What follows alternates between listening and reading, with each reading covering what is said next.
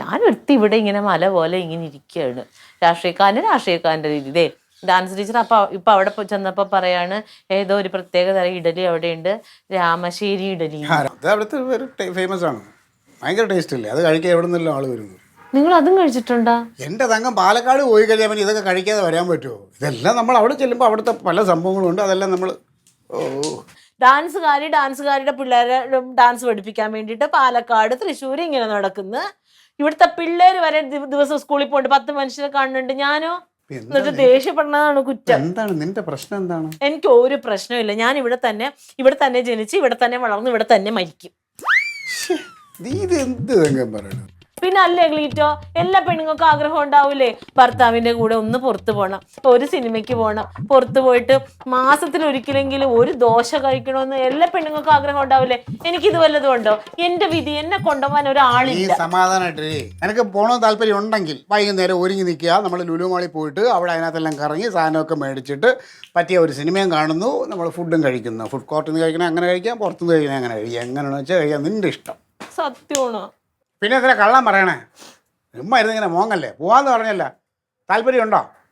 ഉണ്ടെങ്കിൽ റെഡിയായി നിൽക്ക്. അപ്പൊ ഞാൻ വൈകുന്നേരം ഇനിയിപ്പോ ഇതുണ്ടാക്കണ്ടല്ലോ. അതുണ്ടാക്കിക്കോ, അപ്പുറത്ത് അമ്മയ്ക്കും കനകനും അത് ഉണ്ടാക്കിക്കൊടു.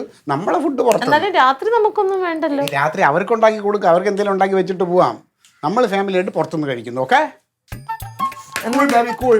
അമ്മേനോട് പോയി പറഞ്ഞിട്ട് വരാം. എന്താ ഉണ്ടാക്കണേ? അല്ല, എന്താ ഉണ്ടാക്കണേന്ന് ചോദിച്ചില്ലെങ്കിലേ എന്താ വേണ്ടെന്ന് വെച്ചാൽ അതങ്ങ് വേഗം ഉണ്ടാക്കി വെച്ചാൽ പണി കഴിയുമല്ലോ. അത് കുഴപ്പമില്ല.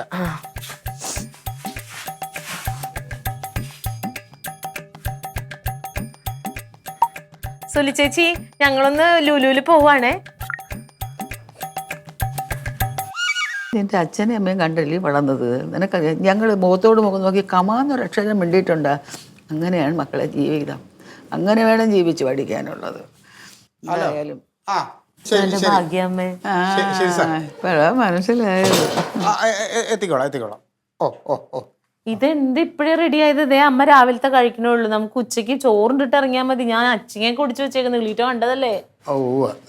ഞാൻ റെഡിയാക്കും, എനിക്ക് കുളിച്ച് എല്ലാം ചെയ്യാനുണ്ട്. ഇപ്പൊ പോണ്ട, വൈകുന്നേരം പോയാ മതി നമുക്ക്. പോണതല്ല തങ്കം, ഇപ്പം വേറൊരു ചെറിയ പ്രശ്നം ഇതിനിടയ്ക്ക്. എന്തുപറ്റി? അമ്മ, ഞങ്ങളുടെ പാർട്ടി ഇഡിറ്റി പാർട്ടിയിലെ കൊല്ലത്തുള്ള മുതിർന്ന നേതാവ് സഹദേവൻ ചേട്ടൻ മരണപ്പെട്ടു. അപ്പോൾ അപ്പുക്കുട്ടൻ സാർ ഡൽഹി പോയിക്കാണേ. റീത്ത് കൊണ്ട് വെക്കേണ്ട ചുമതല എല്ലാം എനിക്കാണ്. അവിടെ പോയി ബാക്കി കാര്യങ്ങൾ അനുശോചന യോഗം എല്ലാം ഞാൻ ഇതാക്കണേ. നമുക്കിപ്പോൾ എന്ത് ചെയ്യാൻ പറ്റും? മരിപ്പ് എന്ന് പറയുന്നത് നമുക്ക് അങ്ങനെ മുൻകൂട്ടി പറയാൻ പറ്റണ അല്ലല്ലോ തങ്കം. ഈ സഹദേവൻ ചേട്ടൻ അതിനിടയ്ക്ക് ഇങ്ങനെ ഒരു കാര്യം ചെയ്യുന്ന അല്ല, ഇങ്ങനെ മരിക്കുന്നെന്ന് നമ്മൾ വിചാരിച്ചില്ലല്ലോ. വൈകുന്നേരം ലുലുവിൽ പോവാതെല്ലാം ഞാൻ അങ്ങനെ പ്ലാൻ ചെയ്ത് വെച്ചാണ്. പൂർവ്വമല്ല തങ്കം. അയ്യേ, എന്ത് കഷ്ടം! ഈ മരണം നേരത്തെ ഒന്നും ഉണ്ടാവുന്നതല്ല, സംഭവിച്ചു പോയി.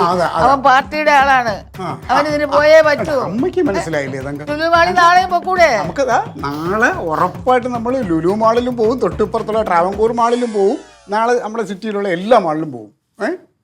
നാളെ കൊണ്ടുപോകാം. ഞാൻ പറഞ്ഞേ, ഇനി നാളെ വേറെ ആരും മരിക്കാതിരുന്നാൽ മതി, വേറെ പ്രശ്നമൊന്നുമില്ല. എന്തായാലും നാളെ നമ്മൾ ഉറപ്പ്. ദാണ്ടേ എനിക്ക് മക്കളെ, അയ്യേ, എനിക്കിന്ന് ഗോതമ്പ് ദോശ മതി മക്കളെ.